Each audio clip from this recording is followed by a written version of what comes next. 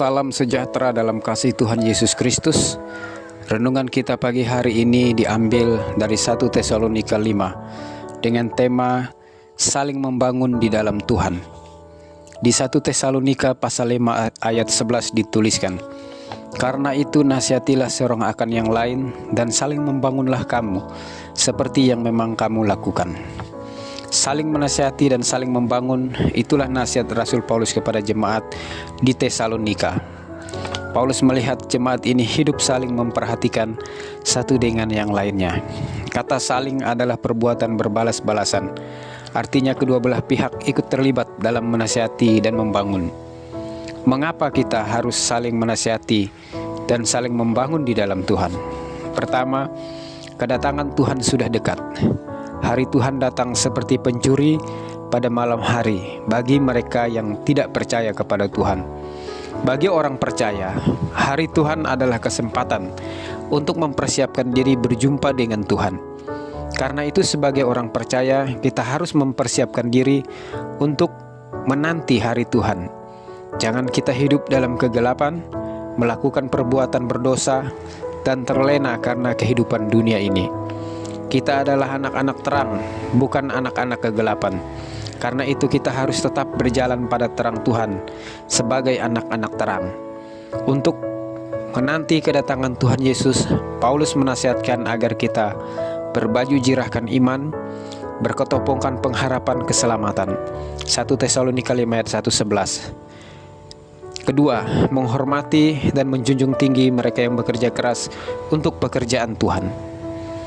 Menghormati para pemimpin gereja Tuhan yang memberikan teguran dan nasihat, yang berjaga-jaga atas kehidupan orang percaya dalam doa dan firman Tuhan.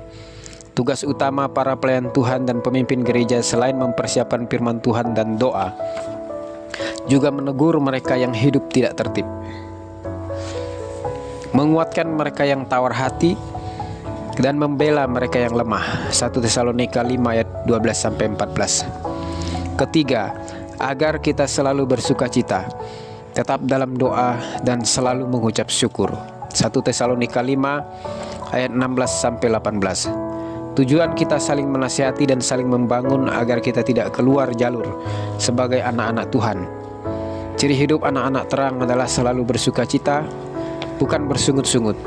Selalu hidup dalam doa. Doa adalah kekuatan iman dan roh orang percaya agar tetap selalu terhubung dengan Tuhan. Dengan tetap berdoa, orang percaya akan memiliki kualitas hidup kerohanian yang mantap, stabil dan dinamis bersama Tuhan. Doa kepada Tuhan kita panjatkan dengan sukacita dan penuh ucapan syukur. Paulus mengajarkan jemaat Tesalonika agar mengucap syukur dalam segala hal. Mengucap syukur adalah kehendak Allah dalam Tuhan Yesus. Kualitas hidup orang percaya sangat ditentukan oleh sukacita, doa dan ucapan syukur. Kita dituntut untuk mengucap syukur dalam keadaan apapun kehidupan yang kita alami. Keempat, agar roh kita tidak padam dalam mengiring dan melayani Tuhan.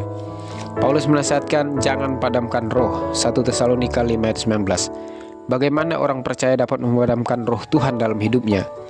Ketika kita tidak lagi mengandalkan Tuhan, ketika kita suam-suam kuku, tidak lagi antusias dengan pekerjaan Tuhan dan pelayanan, ketika kita hidup dalam dosa, roh kita bisa padam karena kekecewaan, kepahitan, dan menjauhkan diri dari persekutuan orang percaya.